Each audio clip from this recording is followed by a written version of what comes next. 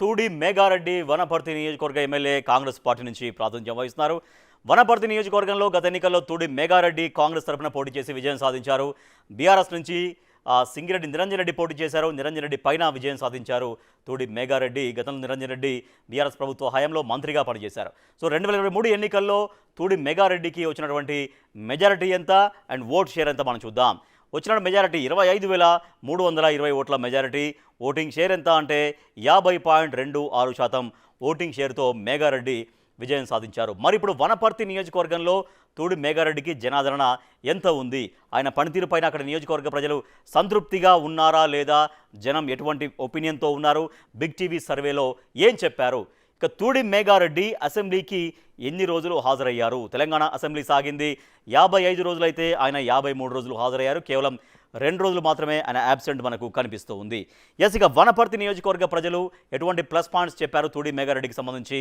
Big TV సర్వేలో plus points చూస్తున్నాం.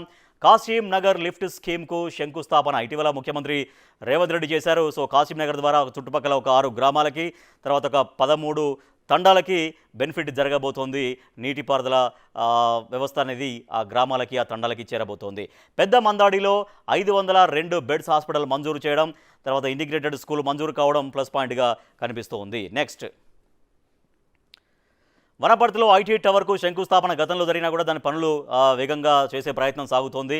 తర్వాత పెబ్బేరులో 30 బెడ్స్ హాస్పిటల్ మంజూరు కావడం, తర్వాత R&R కమిటీ ప్రాంత నివాసితులకు ఇంటి స్థలం కేటాయింపులు కూడా జరగడం అనేది ప్లస్ పాయింట్గా కనిపిస్తుంది. నెక్స్ట్, వనపర్తికి 50 కోట్లు, పెబ్బేరుకు 10 కోట్లు నిధులు తీసుకురావడం, తర్వాత మహిళా సమాఖ్య భవన నిర్మాణానికి ప్లాన్ చేయడం, అమృత్ పథకం అనేది కేంద్ర ప్రభుత్వ పథకం. సో కేంద్ర ప్రభుత్వ పథకం పట్టణాలని బాగా డెవలప్ చేసేటువంటి ప్రోగ్రామ్ ఇది Amrit scheme. So Amrit scheme కింద 80 కోట్లు మంజూరు చేసి ఆ నియోజకవర్గాల్లో పట్టణాలని అభివృద్ధి చేసే కార్యక్రమం కూడా కొనసాగుతుంది. ప్లస్ పాయింట్గా మారింది. నెక్స్ట్, రోడ్లు డ్రైనేజీలకు 30 కోట్ల కేంద్ర నిధులు, తర్వాత ఇంటర్నల్ రోడ్లకు 10 కోట్లు, నాణ్యమైన కరెంటు కోసం 50 కోట్లు, ఇవన్నీ కూడా నిధులు సాధించేటువంటి ప్రయత్నం జరగడం కూడా ప్లస్ పాయింట్గా కనిపించింది. నెక్స్ట్, జనానికి అందుబాటులో ఎమ్మెల్యే ఉంటారు, సమస్యల పరిష్కారంలో చొరవ చూపిస్తారు, క్యాడర్ నుంచి ఎమ్మెల్యేకు మంచి సపోర్టే కనిపిస్తోంది. ఇవన్నీ కూడా ప్లస్ పాయింట్స్గా ఉన్నాయి మేఘారెడ్డికి. నెక్స్ట్, ప్రభుత్వ కార్యక్రమాలు ప్రజల్లోకి తీసుకెళ్లడం, ప్రభుత్వ హాస్టళ్లలో తనిఖీలు చేయడం, అన్న సమస్యలు ఉంటే కూడా పరిష్కారం చేసే ప్రయత్నం అనేది సాగుతుంది. ఇవన్నీ కూడా ప్లస్ పాయింట్స్గా కనిపిస్తున్నాయి. మైనస్ పాయింట్స్ ఏం చెప్పారు మేఘారెడ్డికి సంబంధించి? బిగ్ టీవీ సర్వేలో మైనస్ పాయింట్స్ చూస్తున్నాం. చిన్నారెడ్డి అండ్ ఎమ్మెల్యే మేఘారెడ్డి మధ్య గ్యాప్. చిన్నారెడ్డి అంటే మాజీ మంత్రి, వైఎస్ గవర్నమెంట్లో మంత్రిగా పనిచేశారు. తర్వాత ఇప్పుడు తెలంగాణ రాష్ట్ర ప్రభుత్వంలో ప్రణాళికా సంఘానికి ఉపాధ్యక్షులుగా వ్యవహరిస్తున్నారు చిన్నారెడ్డి. చాలా సీనియర్ మోస్ట్ నాయకులైన కాంగ్రెస్లో. సో చిన్నారెడ్డికి అండ్ ఎమ్మెల్యే మేఘారెడ్డికి మధ్య కొంత గ్యాప్ ఉంది. అది మైనస్ పాయింట్గా కనపడుతుంది. వర్గ పోరుతో సఖ్యత, సమన్వయం అనేది నేతల మధ్య కొరవడుతున్నటువంటి పరిస్థితి. నెక్స్ట్,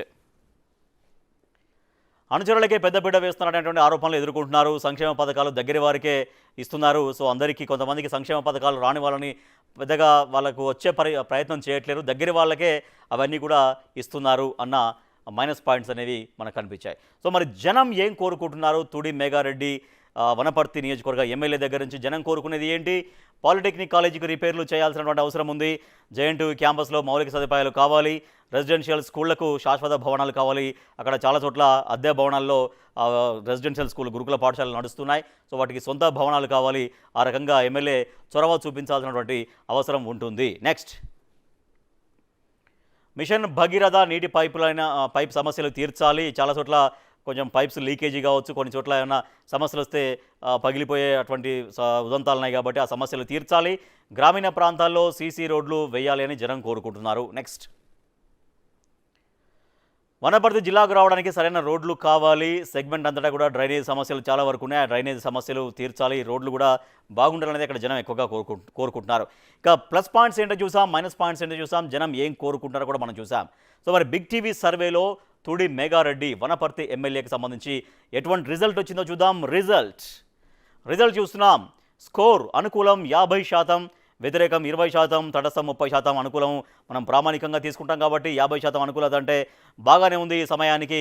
అలాగే వ్యతిరేకత కూడా తగ్గించుకోవాల్సిన అవసరం ఉంటుంది. సో వనపర్తి నియోజకవర్గంలో ఎటువంటి సమస్యలు ఉన్నాయి, జనం ఎటువంటి అంశాలు కోరుకుంటున్నారు, ఎటువంటి అభివృద్ధి వాళ్ళకి అందించాల్సినటువంటి అవసరం ఉందో వాటిపైన ఎక్కువగా ఫోకస్ చేయాలి.